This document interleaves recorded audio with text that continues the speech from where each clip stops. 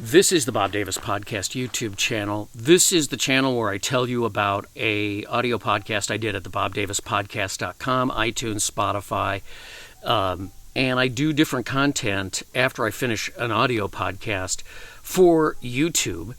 And I have to say this because I've been screwing around for the last hour with lights and tripods and trying to get the fire in the shot and all the other things around here. This is my campsite where I do all of the podcasts from.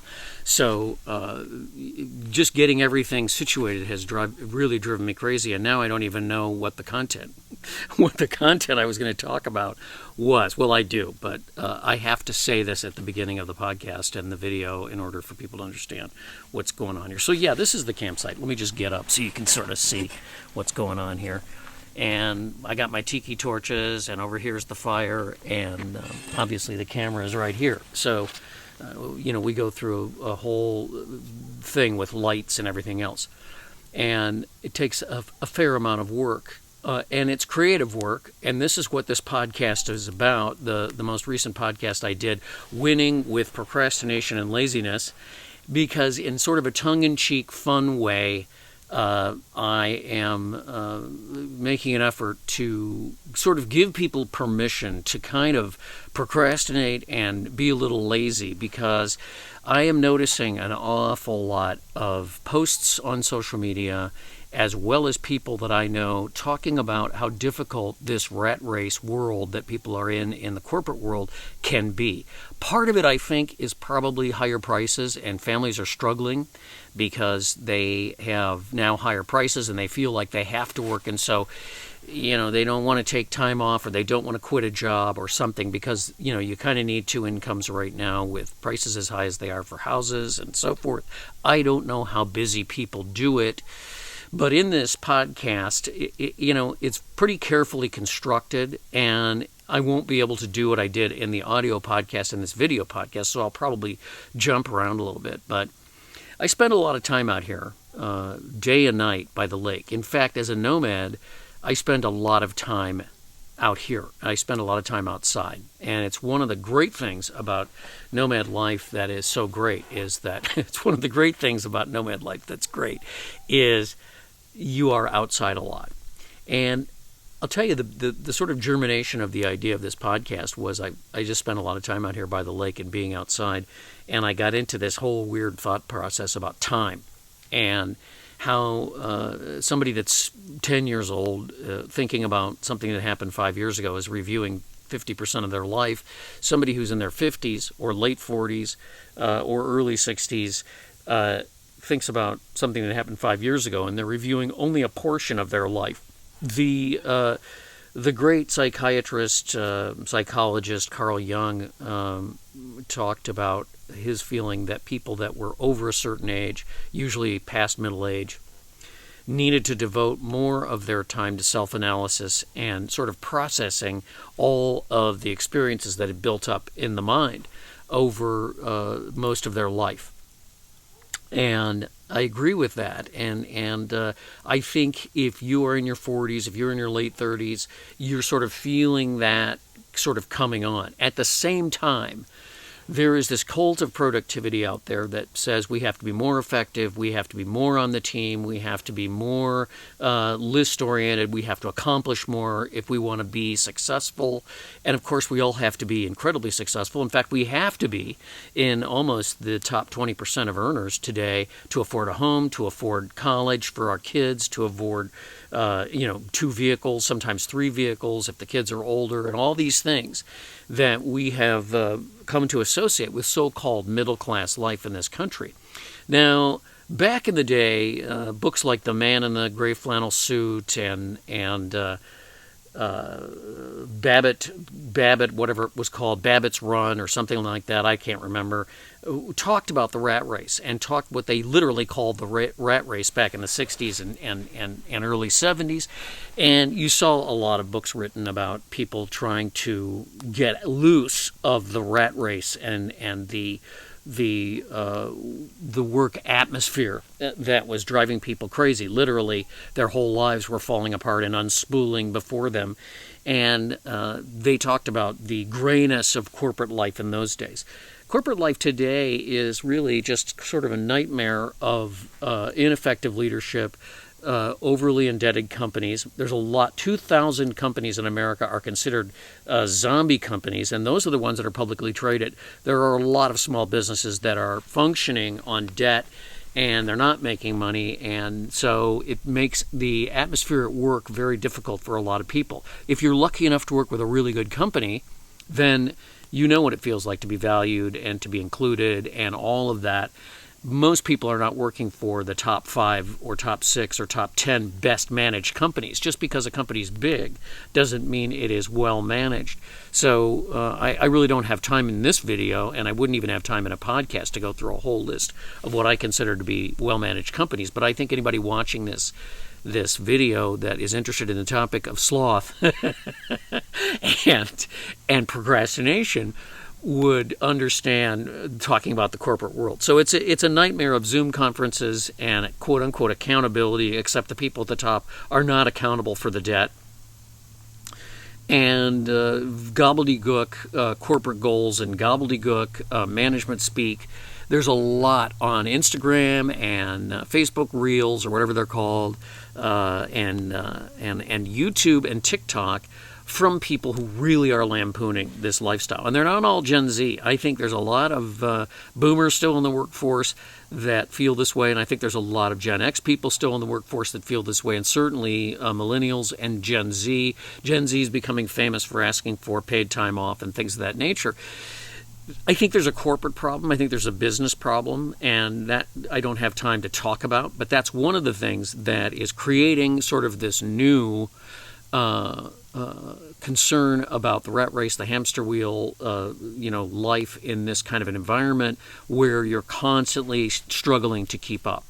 And of course, we know that I think you have to make something like $150,000 a year to be in the 20%, and that's barely into the 20%. And you're looking at houses that are $400,000 or $450,000 or $60,000. That's a median level price at something like 6.5% or 7.5% or 8% interest, if you're depending on what your credit rating is. So I feel like the pressure on workers is really intense, and in return, what we get is you have to join the 5 o'clock club, and you have to get up early at 5 o'clock, and then you have to stay late, and you have to exercise and do all these things.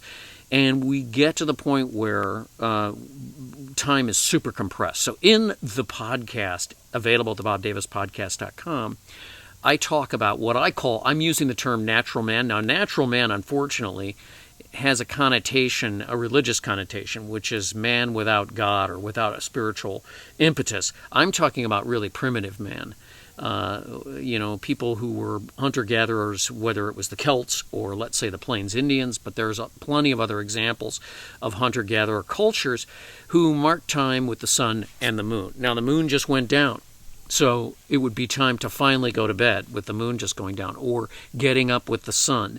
And we mark time in those days, and these are not, these weren't Cro-Magnon, these are not Neanderthals. These are human beings that mark time with ritual and, the harvest, the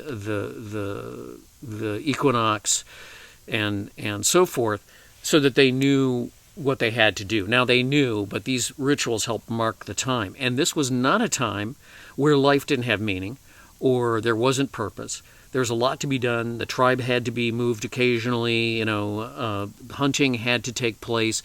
Crops had to be tended. Children had to be tended, and so on. And yes, roles were clearly defined in those days, and people functioned. But here's the thing about those days, and here's the thing about, let's say, Native American culture. They had time to consider and to think and to ruminate and to manifest, quote unquote, in a different way than what we feel that we have to do today, making lists and having Zoom calls and rushing to work in the morning. And I think it's a lesson for us all. And it's certainly, again, it's something I'm close to because I am out here all the time. And so I am operating on the moon and the stars, and I am operating in a purely creative sense. One of the things I talked about in the podcast was that I have found that when I think about something for a long time, when I consider a topic for a long time in my mind, something I want to do, and I mean a long time, weeks, months, years even, when I finally decide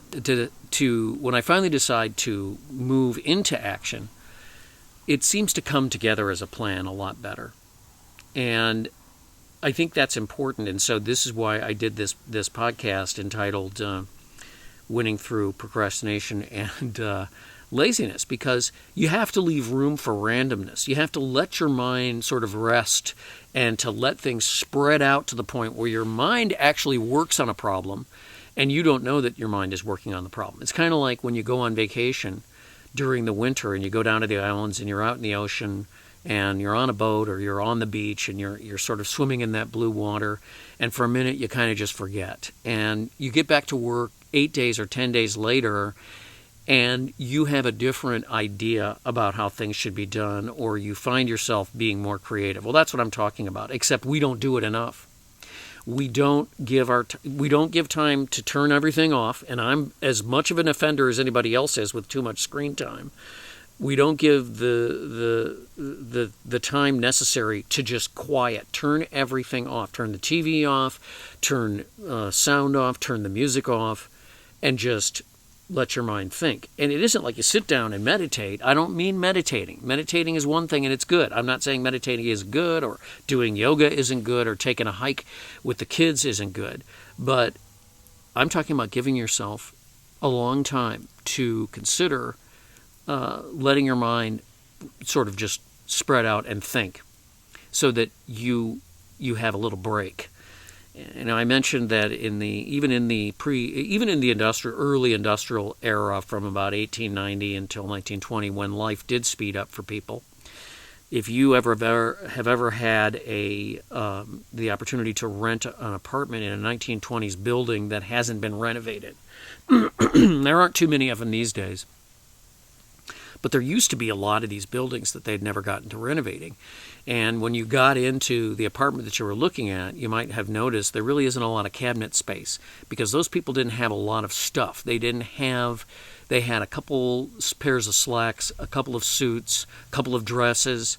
They didn't have a lot of cosmetic products, and they didn't carry or bring in a lot of food because it's spoiled, generally speaking. So the cabinet space in those places wasn't that great.